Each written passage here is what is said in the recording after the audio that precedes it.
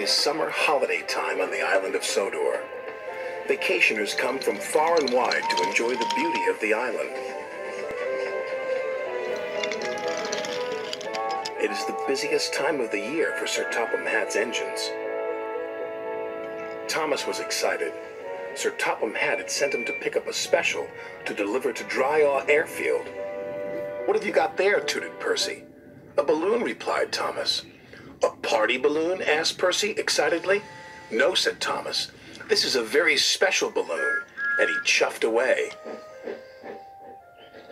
Soon Thomas arrived at the airfield, and hot air was puffed into the balloon.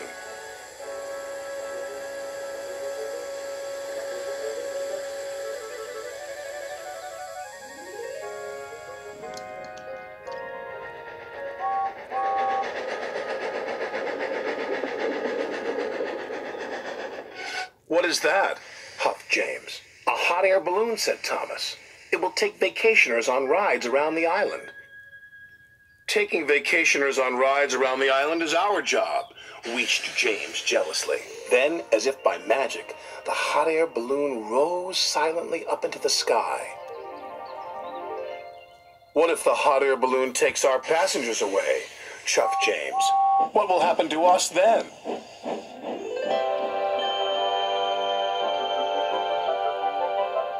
This made Thomas worry.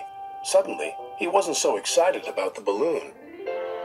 The balloon could be seen by everyone on the island of Sodor.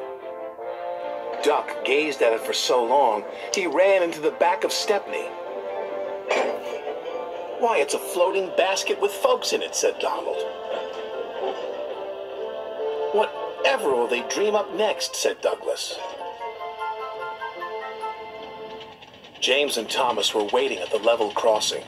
They were still worried about the hot air balloon. "If it takes our passengers away," chuffed Thomas, "there'll be no use for us engines." "Passengers should travel on trains," huffed James, "not in silly balloons." Then something big and round and red drifted straight towards them. "We're out of hot air!" shouted a voice. "Ah!" cried James. "What's happening?" Crash, bang, wallop went the balloon and landed right on top of James. He was so scared, he let out a huge burst of steam, which blew the balloon up again. The balloon rose into the air once more. "Well done, James," called his driver. "Your hot air did the trick." "Oh, no, James," cried Thomas. "You saved the hot air balloon." "I didn't mean to," groaned James. "Now it's sure to take our passengers."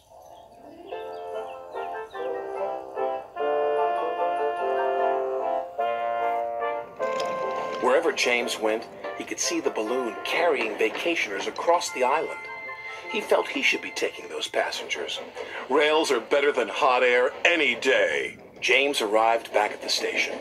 There were lots of people on the platform. Sir Topham Hatt was waiting too. "Well done, James." "But now the passengers will ride in the hot air balloon." Sir Topham Hatt laughed. "You're right, James," he said. "But they will need a ride home in a train." James was delighted. Sir Topham Hatt was right.